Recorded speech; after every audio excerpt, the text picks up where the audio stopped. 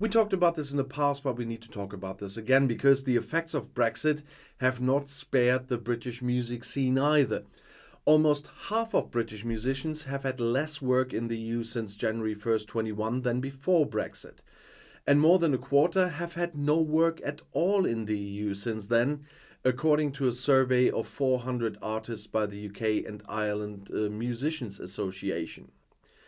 The impact of Brexit on the music sector has been devastating. That's what the Independent Society of Musicians, the ISM, which conducted the Paying the Price survey, told the British newspaper Guardian. The restrictions would have affected the ability to make a living as a musician. The Guardian quoted a participant in the ISM survey as saying that work had stopped and the range of performances in Europe simply dried up. My band just can't survive in the tiny British market, so we've practically given up as a functioning band, they said. Since Brexit, it has become practically impossible to perform in European opera houses, as they are now reluctant to do so with British singers and other participants.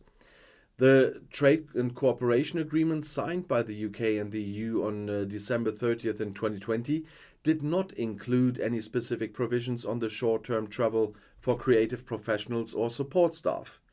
Because the EU, of course, wanted reciprocity, the British didn't want that. The most common additional costs since Brexit were those for visas and work permits, as well as costs for customs permits, for example. In addition, some musicians have received fines because since Brexit, they have only been allowed to stay for 90 days within a 180-day period, even in EU countries that do not require special visas or work permits. The ISM recommends that the British government negotiate a visa waiver agreement with the EU. And the aim is to allow UK artists and other music industry workers to work anywhere in the EU for up to 90 days within a 180-day period. Since Brexit, British musicians who want to perform in the EU have had to overcome a number of bureaucratic hurdles and bear costs. For example, British musicians must apply for a work visa for any show they play in the EU, and this can be a time-consuming and costly process.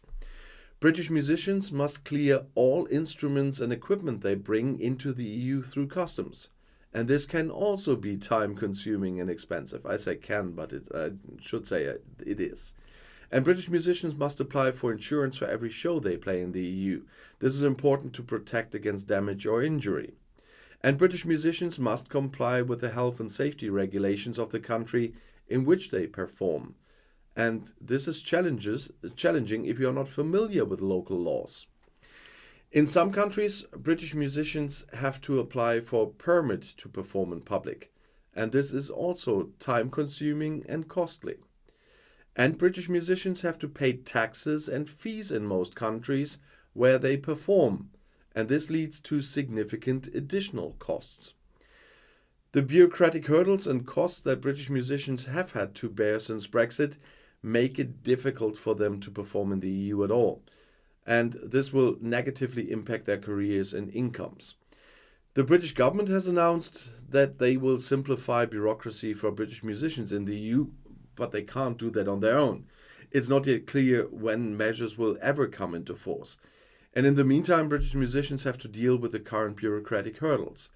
And this can be challenging, but it's important for them to remember that they are not the only ones. There are many organizations supporting British musicians in dealing with Brexit, such as the British Academy of Songwriters, Composers and Authors, and the Musicians Union. But they are not the only ones affected by Brexit as well.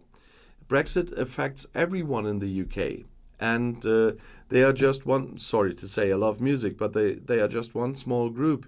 And it was offered during the Brexit negotiations by the EU, but the British declined. Because arrangement like this needs to be reciprocal. The EU wanted that, the British didn't. And that's why they don't have it. So they need to talk a lot with their own government.